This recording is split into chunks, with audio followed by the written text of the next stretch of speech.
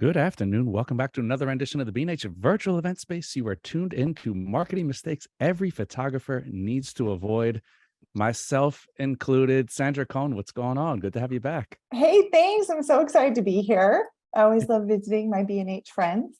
We always love having you. It's not as fun as it used to be I when you were know. actually visiting us in New York, but I hey, know. I we'll miss that. I know we miss it too, but we'll take it. I want to send a huge thank you to everyone joining us out there, Sandra. We have people join us from the outer reaches of the internet, so you guys already know the Love deal. it. If you do have any questions, feel free to get them in. But we're going to be talking marketing today. For once we got you on here, we're not talking about lighting. I feel like that's always it's always lighting, and posing and all this stuff. But we're going to get into the business side of things today, and the market surely has changed, and marketing itself has changed over since the pandemic and even Mhm. just with technology and social media and everything now. So we're Yeah.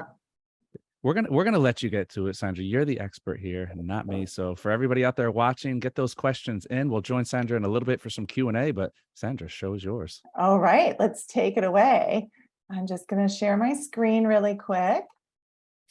And let's get started. Okay, so first of all, welcome the internet and everybody out there. I'm so excited you're here. I am so excited to be here today talking about marketing because marketing matters now more than ever, especially for photographers. And I feel like we all know this, right? There's more competition than ever before. Consumers are way more discerning than they used to be. And the old ways of marketing really don't work as well as they used to. And the problem is most photographers are kind of stuck in these old ways of marketing. And so because of that, I see a lot of really talented people struggling in their business. And I don't want that for you. So during this training, we are going to learn a lot of things. Okay, we're going to talk about some of the common marketing mistakes photographers make, how those marketing mistakes really impact your ability to stand out in our saturated industry, to pull in the right kind of clients, to build a business that really serves you and the people you work with. We're going to talk about what you need to focus on in your marketing to get the results that you want. Honestly, it might be a little different than what you think you know. So that's what we're going to get to today. Really quick, for those of you who don't know me, I'm Sandra Coan. I'm an award-winning photographer. I've been doing this for a really long time, well over 20 years. I'm a certified teacher, so I actually went to teacher school to learn how to teach people, and I'm an industry educator. I'm a best-selling author. I'm a really proud top Westcott pro, and I'm a marketing strategist.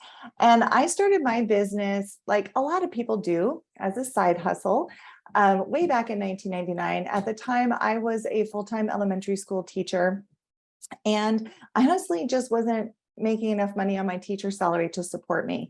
I was, despite the fact I had a full-time job, I was actually qualified for food stamps my first year. And so I needed something to supplement my income. And so I started a photography business on the side, even though at the time I didn't own my own camera. I was actually borrowing a camera from my boyfriend, and then I married him, so it was fine. But now I run a multiple six-figure photography studio here in Seattle, Washington. I support my family doing what I love, and that feels really good. But of course, that's the highlight reel, right? In reality, like the first half of my career was very bumpy. And I actually got to the point in 2007 where I almost quit. I was just done. I hated my job. Just like looking at my camera made me feel sick. I was completely burnt out. And I was so frustrated because I felt like I was working so hard, but my business just wasn't making the kind of money that we needed it to for my family. And what was really frustrating about this time, and I'm sure a lot of you can relate, is I knew I was a really talented photographer. I knew I was really good at my craft. But the problem was I didn't know the first thing about how to run a business or market myself. And so instead of quitting, I decided to get curious and I started studying business, like business fundamentals. I didn't want to just learn marketing trends, right? I wanted to dig deep and really get to the root of the problem. So I learned about branding. I learned about marketing. And then from what I learned, I developed a system that helped me start standing out in my very saturated industry, like market here in Seattle, and start pulling in the right kind of clients. Now, I still study marketing all the time. I'm obsessed. I find it really, really fun and really exciting. And I also still use that original marketing system that I developed for myself all those years ago in my business. And I really credit it with helping me grow my business to where it is now.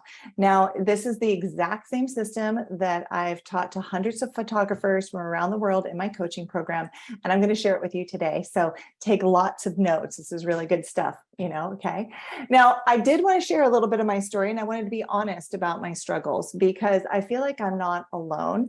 A lot of photographers start the same way I did, right? They're great at photography, but they're not so great at the business side of photography. And that causes a lot of problems. Actually, when I was preparing for this talk today, I did a little research, and I found that it's reported that like 60% of photographers fail within their first year of business. And then out of the remaining 40%, another 25% will fold in their second year. And so that means only 15% of people who start a photography business even make it to year 3. And then it drops from there. So really the takeaway from all of that is that you've got to understand the business side of photography to make it in the photography industry. All right.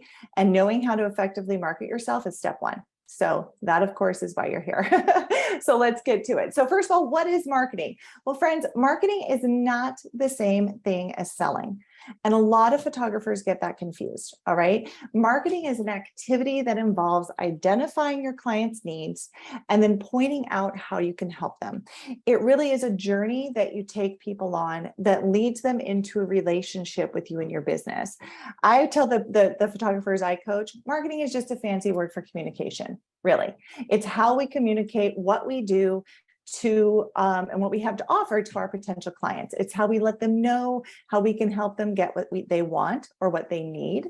And yes, people need photography, and there's ways that you can talk about that and really like lean into that message. It teaches people why they want to work with us, really. And as photographers, we are kind of a unique industry because there are different ways that we communicate those things to our clients.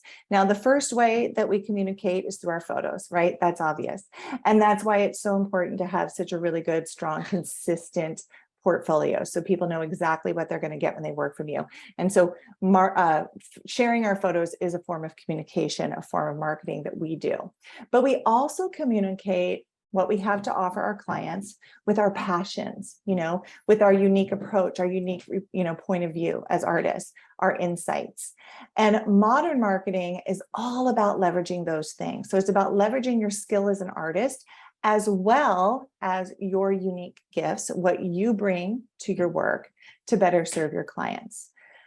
Now, I'm going to get into that a little deeper, but what I want you to know is that the real problem I see photographers have with marketing is that most of us have only ever been taught traditional, kind of outdated forms of marketing. And that can cause some problems. So traditional marketing is what most of us think of when we think of marketing. And it looks like this. I'm sure a lot of you recognize this. This is like that traditional marketing funnel, right? And how traditional marketing funnels work is that we're told to create a lot of content, put it out there, pictures, whatever, out there all the time. And then through that, we hope to get people to come in and contact us. So reach out, make a phone call, send us an email, something like that, where we can make contact with them. At that point, we tend to go into the sales pitch, right? That's where we try to convince them to work with us. So we talk a lot about pricing and packages and, what we have to offer. Sorry, I had a hiccup there. What we have to offer, try to convince them to become our clients. So with the traditional marketing funnel, the marketing was really focused on the sale, and the sale is the end goal. Now, when you're talking about marketing and marketing content, we tend to talk about a who, what, and where, right? Like, who are we talking to, or who are we talking about? What are we talking about? And then where are we putting all that information? And with traditional marketing, when you're using that traditional funnel, the who tends to be from the point of the photographer. So it tends to be marketing copy that the photographer thinks is important to share, right? The what focuses on the sale. So this is where we're positioning price and time spent with our clients and the actual physical product as the value. And the where, is oftentimes hidden. And that's like when I'm talking about that convince part in that sales funnel, so to learn more, then clients or potential clients are required to reach out, to schedule a call, to get on an email, to ask for a secret PDF, where they can see things, more about your services. And these strategies totally work. Don't get me wrong. I have used sales funnels myself in the past, but it's getting outdated. And one of the reasons why it's becoming outdated is it feels very aggressive to a client. It also can lead to burnout for photographers. And this part's really, really important. It tends to breed this kind of competition, hustle culture mentality that I think we're all just over at this point, to be honest. Okay. Now, modern marketing is all about service and connection. So we're getting rid of that traditional marketing funnel, right? And instead we're going client-centered. And so a modern marketing approach looks more like this, all right? Where the client's at the center. And then our who, what, and where has that in mind. So now the who with modern marketing, instead of it being about the photographer and what the photographer thinks is important, it's really from the point of view of the client and what the client thinks matters, what matters to the client, what they want to know about, all right? The what focuses on relating then to your clients, relating to their struggles, to their questions, to their concerns, to their needs, right? And then using your marketing to educate them, to inform them, to really serve them. And then the where is everywhere. So instead of having pieces of marketing content that's hidden or that requires a client reaching out to us, we're sharing it everywhere. So it's all over our website, it's on our blog. I'm going to talk to you about blogging. If you hate blogging, I'm hoping to change your mind today, okay? Because it's a great place where you can speak to your client, right? So your blog, your social media captions, your email campaigns. It really is using all those forms of marketing to serve your client. And what's great about this is that when you're really showing up in your marketing channels to serve your client, first of all, it positions you as an expert. Clients begin to see you as somebody who really knows what they're talking about, who's passionate about their craft, who knows how to help them, who knows what their needs are, who can lead them into a really great experience. So they're going to be super duper happy, right? And that builds trust and likability. And honestly, people want to work with businesses that they like and trust, right? And that's one of the reasons why this modern marketing approach is so effective. But it's not the only reason. This is where it gets really fun, okay? Because when you're using your marketing channels to educate people, to inform people, to really serve them, you're going to end up creating marketing content that people want to engage with. So they're reading it, they're liking it, they're making comments, they're sharing, they're saving, that sort of thing. And when that happens, you create what's called in the marketing world a flywheel. So what a flywheel is the more marketing content you're creating, where you're talking to people, you're informing them about, what they need to know, you're really educating them, you're serving them. Again, they stop it, they read it, they like it, they share it, they begin to engage with it. And then that signals those algorithm overlords that rule our lives that you're creating content people care about. Now, it is the job of every algorithm out there to take information and put it in front of people who need it, want it, are interested in it. And so when you're creating content with your marketing channels that people are taking the time to engage with, that signals those bots that you have really good content. And so they're going to boost you up in the algorithm. All right. So that means you're going to get a boosted SEO. You're going to be boosted on social media. You're going to start creating emails that are going to be showing up in people's inboxes versus their spam folder. You're going to start getting referrals. And once you start getting boosted, then of course, more people are going to have the opportunity to engage with that content. Right. And so it just boosts you even further. And this creates this momentum with your marketing channels that creates that flywheel. So your marketing becomes like exponential. It grows exponential. So instead about it just being focused to one sale, suddenly it's growing without you having a lot of effort. Content that you wrote a year ago can still be working for you in this way. And it becomes really, really powerful. And you begin to build a marketing program that runs on autopilot. All right. So creating marketing content that educates, that informs, that serves It's really helpful. It's going to boost you up. It's going to serve your clients. It's also really fun, okay? Because it like takes all the sail out of what you're doing. So I really, it can be a lot of fun, but to get to that point where it's fun and where you're really showing up and serving, there are some common mistakes that you need to avoid, mistakes that we get from thinking in these old traditional ways of marketing. So let's talk about that for just a second. Okay. So mistake number one. Okay. The biggest mistake I see people make in their marketing is doing what they think they should do. Okay, doing what you think you should do. So what do I mean by that? This is what I mean.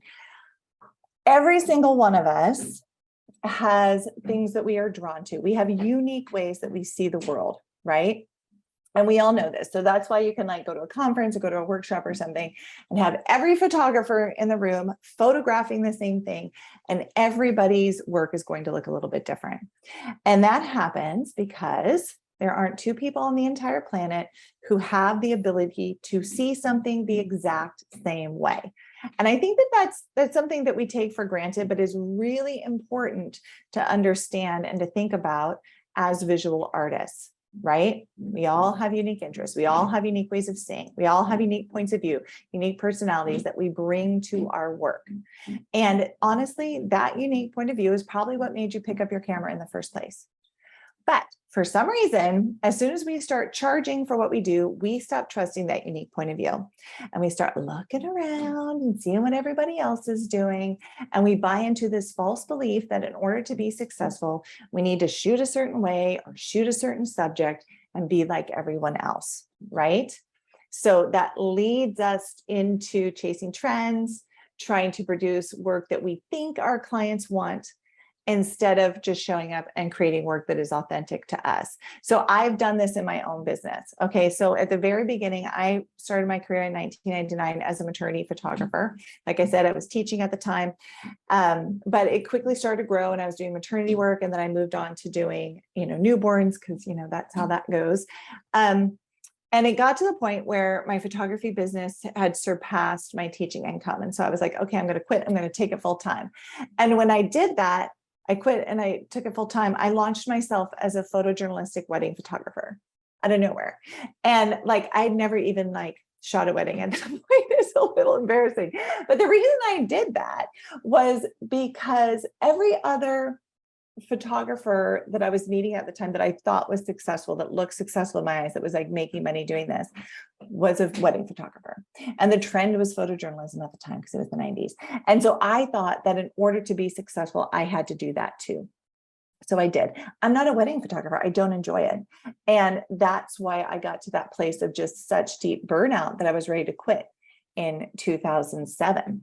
And there's a huge lesson for that. And I've seen so many photographers make a similar mistake, right? Where we lean into doing what we think we should do, what we think our clients want, when we think the direction the market is going, instead of just showing up and doing what we do. And I'll tell you this, chasing trends is not going to lead to long-term success or to long-term happiness. It's the quickest way to burn yourself out. And so what I tell people that if you want to really be successful, you do need to figure out what it is that you do, what that unique point of view is, what that passion is, what you bring to your art that only you can give. You got to get clear on that. And then you have to be willing to fearlessly do it, because it sounds all easy to be like, go follow your bliss, but it can be actually really scary, right? But this is what happens when you do. And this is step one to building a really solid marketing plan. Because when you can figure out what your unique point of view is, right? And you do it, you start showing up and doing it. First of all, your work is going to become really authentic. It's going to start to take on a feature that is very clearly yours. It's also going to become really unique because, again, you're the only person who can do it. Okay. And it will become instantly recognizable. This is how people build a signature style, and we've all seen it. I'm sure you've been scrolling through Instagram and you see somebody's photo come up and you know who that photographer is before you ever read who it is, right? Well, that's because when your work is unique, when it's authentic, when it's instantly recognizable, those are the three things that make up a really strong, solid brand, especially a solid brand as a visual artist. And creating a solid brand is how you start to stand out in the industry. Okay, it's how you start to stand out in that saturated market. Because when you are chasing trends, when you're doing what you think you should be, the problem is you become one of many, because there's so many photographers who are doing that. So there's nothing out there that's going to be able to differentiate you from the hundreds of other photographers who are trying to do the same thing. You're going to get lost in the crowd. Okay, and you can't build a profitable business that way. You do not want to be one of many. You want to stand out. You want to be special. You do want to be different. And there's little ways that you can do that. Okay. So you need to stop doing what you think you should do. Stop chasing the trends, put on blinders, don't even look at other people's work if it helps.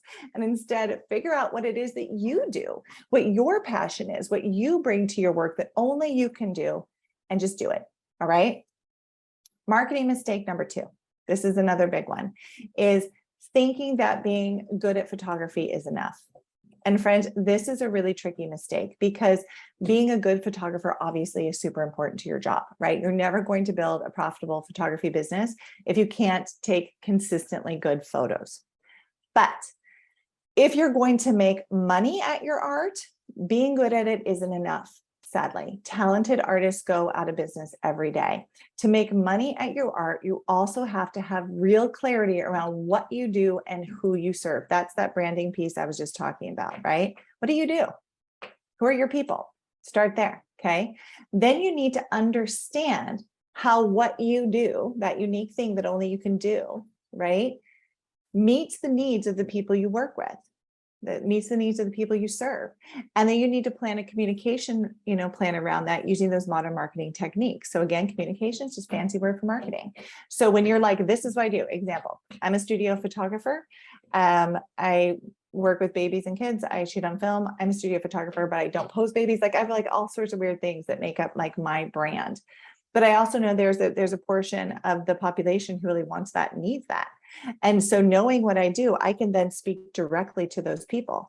I can talk about why I don't pose newborns in my work. I can talk about what, my approach, what I bring, my years as a educator, all these things I can bring to my work. I can talk about that in my communication plan and really reach those people who are an ideal fit for me. And then the third piece is consistency. So consistency in your work. Yeah.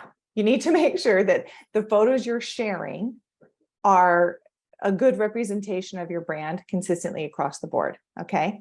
But you also need consistency in your communication. So consistency on your website, consistency in the words you're talking about on your social media, consistency with your blog, anywhere that you talk to your clients, you need to have a consistent message and you need to be willing to show up and do it consistently. So you're not doing this start, stop, yo-yo marketing thing. Okay. Marketing is a marathon. Okay. It is not a sprint. So to show up to your marketing, you need to be willing to play the long game. All right. And those 3 things, the clarity, communication, and consistency, they really are the foundations of building a solid marketing plan and building that kind of marketing plan that I was talking about that can work for you, that flywheel effect. All right. So a solid marketing plan, not just the ability to take pretty pictures, really is essential if you're going to have a long-term career in this industry. Okay, mistake number 3, winging it, friends. Okay, winging it comes from just not having a plan in place. And honestly, this is how most photographers approach their marketing. And you can just raise your quiet, digital hand if this is you, all right, where you're like, I don't know what I'm going to do. So I'm just going to post a picture on Instagram every once in a while, right? You're winging it in your marketing when you start seeing these symptoms. Okay. So if you are posting pictures every once in a while, or, to Instagram, but you're not getting any engagement. So no one is liking your pictures, commenting, sharing, that sort of thing. That's a marketing problem. All right. When you have a website that is full of pretty pictures, but you're not ranking anywhere on Google, also a marketing problem. When you have nothing to talk about, when you feel like, I don't know what to blog about, or you don't blog at all because you feel like it's pointless, that's a marketing problem. Your blog is actually one of the best places that you can use on the internet to market your business, especially if you want to grow your SEO. But you have to know what to talk about, right? So if you have no idea what to talk about, then that's a marketing problem. When you don't have a system for collecting client emails or creating newsletter campaigns that people actually want to open and read, that's a marketing problem. When you're winging it, you have no idea how to find your clients or how to book clients consistently. And you oftentimes see what you feel like are less talented photographers dominating your area, and you wonder how they're doing it, right? You wake up every day and you wonder how you're going to make this photography thing happen. And so you get desperate and you fall into that first mistake I was talking about, where you start chasing trends, right? You're spying on your competition to see what they're doing. Worst of all, I see this all the time, you're asking for business advice from strangers on the internet. Okay. That is like, it's not going to help. Okay. And it's also exhausting. It doesn't work. Winging it hurts your marketing efforts, but it also hurts your overall business, because when you're winging it, it's going to create problems with your onboarding and communication with your clients. That's going to lead to poor sales or no sales, lost orders, forgotten emails, missed opportunities, inconsistent marketing, that yo-yo effect that I was talking about. You're going to waste your time and your money, and you're going to cause a lot of stress and frustration. But when you do have a plan in place, when you sit down and you're really thoughtful about creating your marketing plan, then it makes communicating with your potential clients really feel effortless. And like I was saying, even fun. I'm going to tell you how to do it in just a sec. So it also turns your followers into fans before they ever work with you. And this is, like, I think, one of the most exciting aspects of this modern marketing approach, because when you're constantly talking to people, when you know them so well and you're talking to them about what they need and you're educating and informing them, they get this sense that you know them before they've ever met you. You know, like, yeah, I had that question. Yeah, I was worried about that. You know, and again, you're building that trust. And so people really begin to feel connected to you before they've ever worked with you. And when your followers are your fans in that way, when they reach out to you, when they finally do make contact with you, you don't have to go into that convince phase, right? They're reaching out to you in order to book. And this really eliminates ghosting, because you're not, people aren't just sending you an email to ask you 1,000 questions. They're reaching out to you because they're like, I'm here for it. Like, let's go. That's going to save you time, and you're not going to be spending, endless hours answering, emails. It's also going to help you rank on search engines like Google. It's going to help you boost in your social media. It's going to help you create that marketing flywheel that we were talking about, increase booking, generate positive reviews, all the good things. Okay. So now the question is, how do you do that? Okay. That all sounds great. How do you do that? Well, the easiest way to start creating this kind of content for your people is just to look through your emails, like look through your client emails, right? What are they asking when people do reach out to you? What do they want to talk to you about? Think about past conversations that you've had with people. Again, what are questions that they ask? What do they want to know? What are they concerned about? See if you can identify those frequently asked questions and concerns. Write them all down. Okay. So for me, with the kind of work I do, I get a lot of like, what should I wear to my session? How do I prepare for my newborns? What's the best age? Those sorts of things that people are concerned about. What if my child misbehaves? This is a big fear that my people have. So you take all those things, those concerns, those questions, the thing, things that people should know about you if they're going to work with you, like I make it very clear. Yes, I'm a newborn photographer, but I'm not going to pose your baby. I have a lot of reasons for that. I write about it all the time. You write all those questions down, you write those concerns down, you make a list, and then from that list, you begin to make marketing content. All right. So actually writing it out to pair with your words. So then you're sharing this marketing content on your website. So these are just screenshots of things off of my homepage where I talk about why I don't close babies. It's a huge part of my brand. I'm very passionate about it. I have huge reasons for it. I talk about it. I educate my clients before they ever walk through my door. I'm telling them, how they need to prepare, what they need to know. So that's sprinkled all over my website. I'm also really using this kind of content on my blog. One of the biggest mistakes photographers make on their blog is that they use it as an extension of their portfolio. It's like they'll just post pretty pictures and say things like, oh, this lovely wedding here, or the so-and-so family, or whatever. Nobody cares about the so-and-so family. No one's sitting down to Google searching the so-and-so family. They want information about what they need to know. So use your blog, take those new pictures and then pair them with really good content that people actually care about. So like, again, what to wear to a family session, what to bring to your baby's first year session. I did a lot of blog posts about COVID safety and what people need to know when we were at the height of that. How to incorporate older children, how we get them comfortable, what they need to know. Again, Why don't pose babies? Talk a lot about that. So you're creating this information that people want to read because these are actual questions that they have and that they care about. You do the same thing on social media. So you're creating, instead of having captions where you're like, oh my God, baby toes are the cutest or whatever, nobody cares about that. Like everybody knows babies are cute. Instead, you're talking to them about things they actually care about, things that they're concerned about, things you want them to know. You're using all your marketing channels to really educate your people. All right. So use your marketing to talk to clients about things that they care about. And when you do that, you're going to start creating that flywheel. I tell the photographers that I coach that you want to be a help desk, right? You want to be a concierge. You want to be a place where people can come, ask their questions, get them answered, and really learn something. You do not want to be a billboard where you're just constantly selling, selling, selling. All right. This is the most important thing that I want to tell you. A lot of photographers get really freaked out about marketing and they tell themselves that it's hard and it's scary, whatever.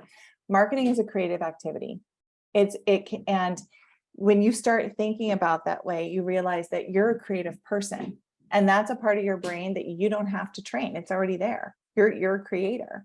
So allow yourself to see marketing as an extension of your creative process and have fun with it. All right. So that's what I have for you today. That was really fast. I just tore through that. So I hope people have a lot of questions. If you do have questions, if you want to know more, I have a lot of free resources because I create marketing content for my people about things that they care about. So you can reach out to me, send me a DM on Instagram, tell me you want to know more, and I will hook you up. Wonderful. Sandra, thank you so much. As always, you did tear through that. You were on a roll. So we figured I was just like going. I don't even know, like, do we have so much time? that's good. No, you're good. We have as much time or as little time as you need. So we'll dive right into the questions. We have Colton joining us from Facebook asking, hey, Sandra, maybe you will answer this yet, but how would you go about identifying what you do? What sort of information do you figure out to say, this is my style and this is how I shoot? That's such a good question. And it's something that people ask a lot. And so what I like to tell people is go back and look at the images that you were creating before you ever thought you'd be a professional photographer. There's so much information there. So for example, when I was a little girl, I think I was like 9 years old or something, and my dad bought me my first camera, little point and shoot like Kodak thing, and had this like wheel film that you would stick in. And I would build little pretend studios in my bedroom with like sheets and backdrops, and I would photograph my dolls, like rolls and rolls of film photographing my dolls, right? That's basically what I do now. Except with like real life babies. But I feel like, as artists, we really are drawn to things that if we start paying attention, we can see the through line. Like fast forward, I'm a high school student, my first trip ever to Europe, right, to France. And we were sitting with my high school French class, and we're sitting in front of the Louvre. Everybody's taking pictures of the pyramids, and I'm taking pictures of the people's faces sitting in front of the pyramids, right? Because I'm a portrait photographer, So there are little clues about things that you can look at. I also think it's really important to really just kind of ask yourself, even if it's like a journaling activity or whatever, but like really think about like, what do you love? Like what lights you up? Like what are you excited to shoot? What is that thing that you could do over and over again 1,000 times and never get sick of it? I work in a studio. I do basically the same thing. Every single client who comes through my door, I'm going into my 24th year of business. And people are always like, aren't you sick of doing that? I'm like, I'm sure not, because I freaking love it, right? Like I could do it 1,000 times over and over again. We all have things like that. And then, so start with looking there and really paying attention to that, like intentionally. Also, like get into like your feels, right? Like when you're doing something because you feel like you should do, or, like, how does it make you feel? Like, I remember how I felt when I was shooting weddings, and I dreaded it. I'd be so stressed out. I was a nightmare for my family to be around, like it was just not a good fit for me. And my body was telling me. But, when I go and I do my portrait work, I'm relaxed, I'm happy, it lights me up, it energizes me. So really pay attention to those things too.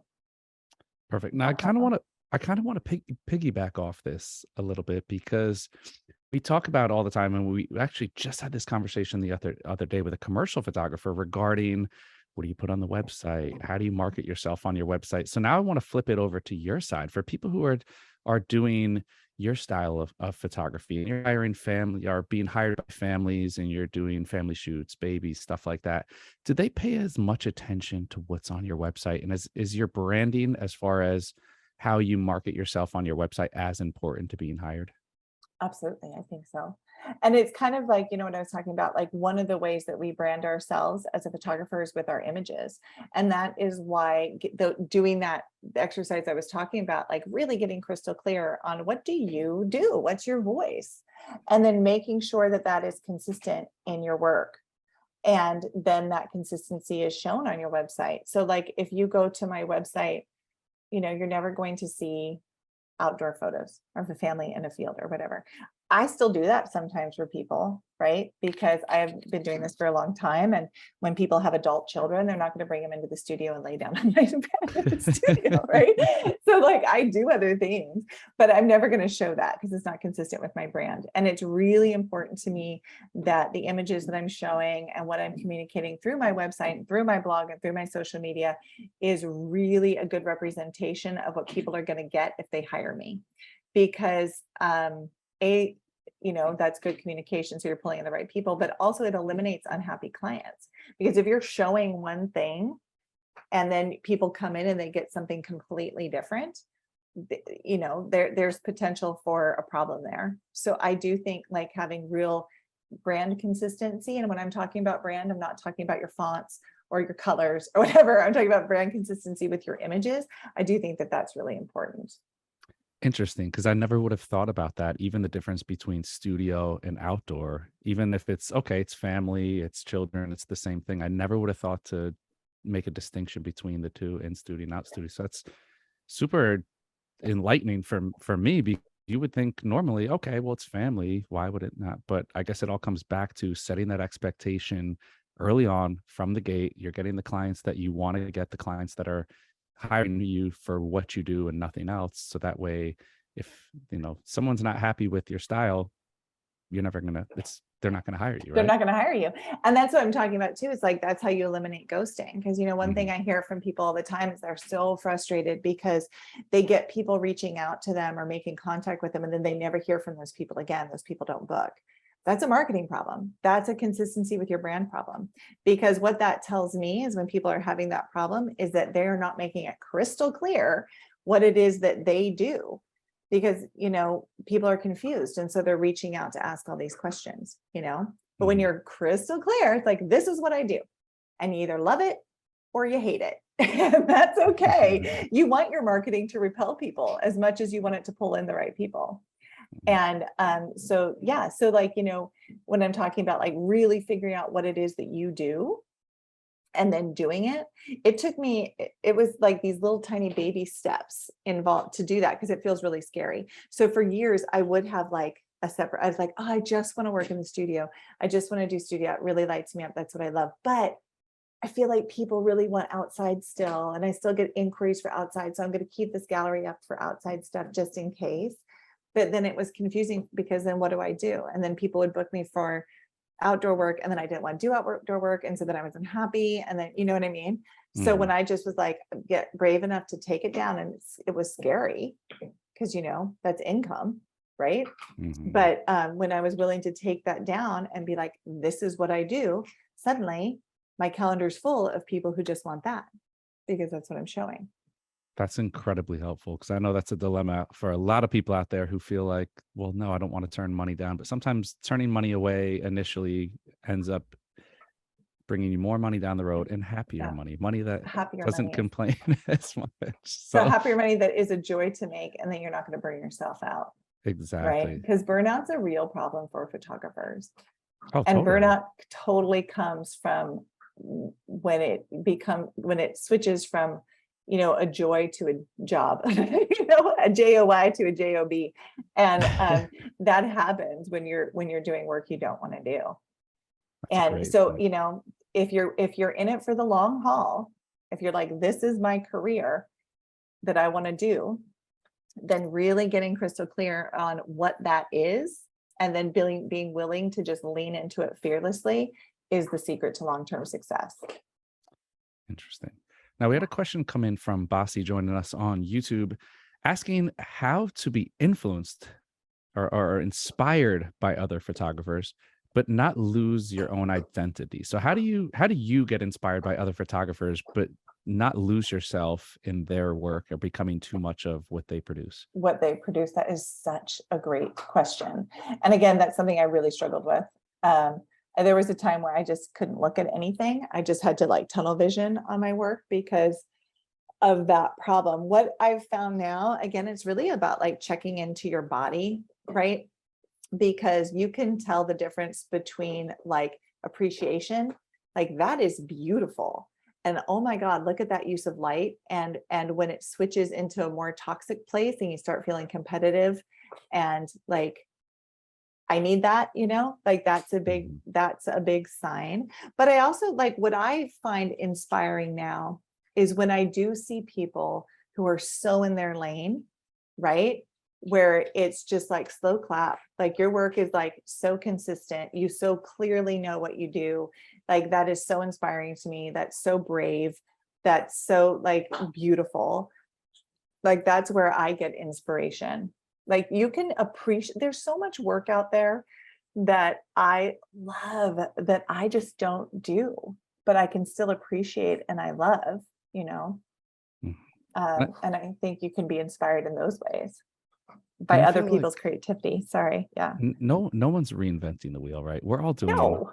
We're all doing the same thing, give or take. And sometimes you have somebody who comes along who changes the game a little bit. And sometimes it's good and sometimes it's a trend and it's like here today, gone tomorrow. So I think right, there's something to be said for just being comfortable as long as you're comfortable. You keep driving home this being comfortable in what you produce and knowing who you are and knowing what your brand is and knowing your identity. And that's really the key, right?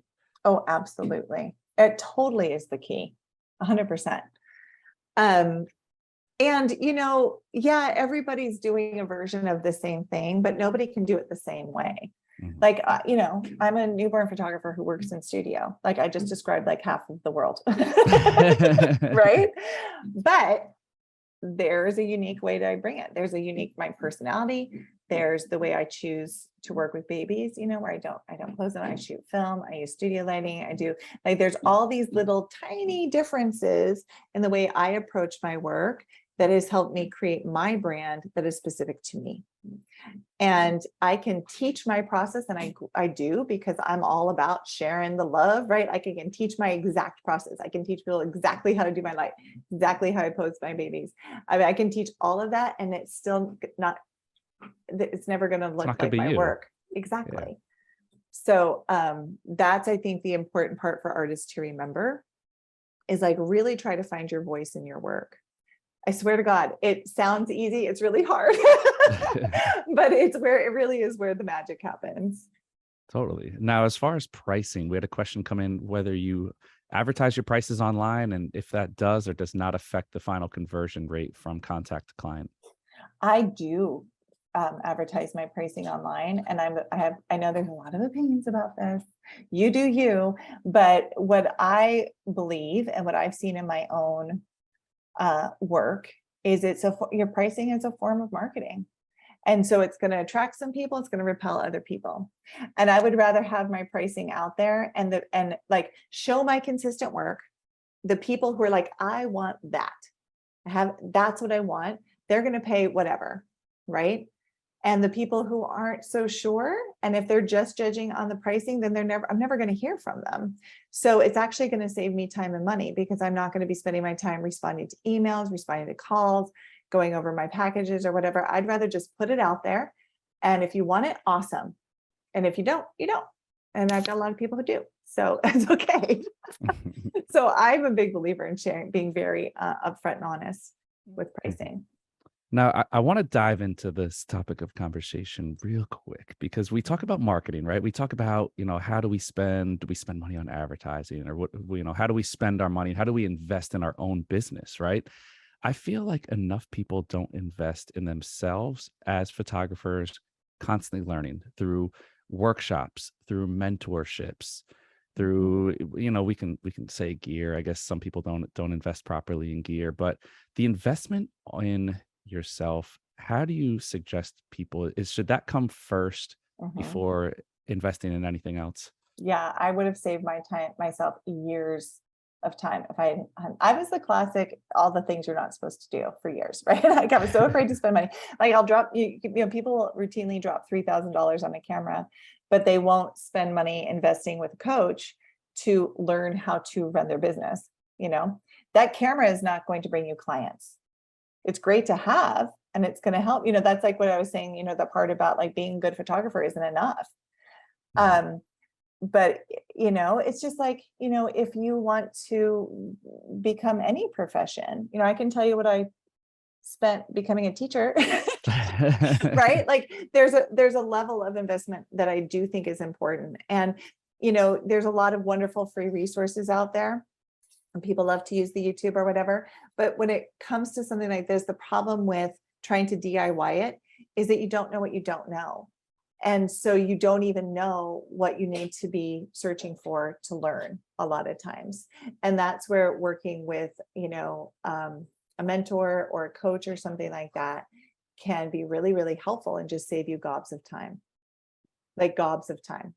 I see it in my Totally. coaching program all the time, like people that are just like 1 year into their business. And I'm like, that literally took me 10 years to get to. Like, congratulations. Like, it can be really powerful. Totally. And Colton had a follow-up question. It's kind of goes back to what we were talking about before with narrowing into a niche. Colton's asking, how important is it that you narrow yourself to a niche? I enjoy doing a variety of things and don't feel like I spread myself thin. But from a business standpoint, is it really all about the business standpoint and your client wanting to know that they're hiring the best person for the job and not a jack of all trades? Well, this is a really common question we get all the time. I get this all the time in my program. And what I tell the clients the people I coach is that you can fine tooth comb this because you can do a lot of things. Like I've seen people who do weddings and newborns and babies and headshots, but they still have a style. They still have an approach. It still looks like their work. So like I have a new puppy who's here chewing very loudly, her little bone on the floor. But when we got the puppy, I took her into the studio. I did portraits of my dog because I'm that person. But those portraits looked like Sandra Coan portraits, right? Even though I'm not a pet photographer, it looked like my work. So there is a way where you can be diverse in your subjects, but still have a very clear style and a very clear point of view. And the reason why that's so important, why really honing that style is important, is like I was talking about, it's like it really is the quickest, easiest way to stand out. When you're scrolling the gram or whatever, and you're seeing all these photographers, I mean, you do know what I mean? Like we've all had that moment where somebody's work comes up and you're like, I know exactly who that is. Yeah. You know, that's really powerful from a marketing perspective. And if you think about it, the best brands in the world have done this. When you see a tiny apple on the back of a case, you know what that is, right? Mhm. You don't have to go in and read what the brand is. There's really something to that. And I think as photographers, as visual artists, we are set up to be very successful at creating that kind of a brand if we can lean into it. Totally. I think it's all like everything. It's all relative, right? It Mhm. depends what you want to do. Do you want to be somebody?